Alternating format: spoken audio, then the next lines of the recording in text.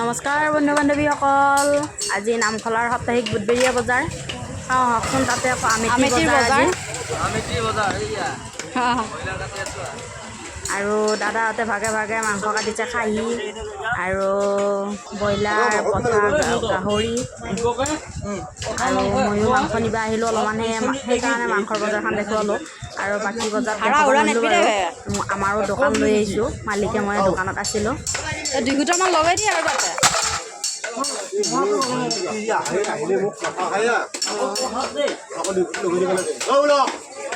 হাৰা কিমান দিছা? ভাড়া বেছি জানা ভণ্টি, কথা নকলা আহি থাকো দেই, গৰু কিন্তু ফেচ নকা দিছোঁ মিনে খাই কথা লাগো। এইফালে ব্ৰইলাৰ, এয়া দাদা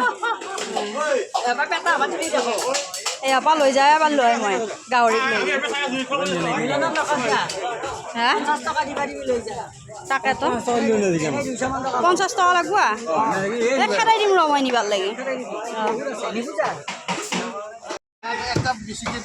এইফালে গাহৰিৰ বজাৰ ভিতৰত, এই নামখলাৰ একদম ভিতৰত বজাৰখিনি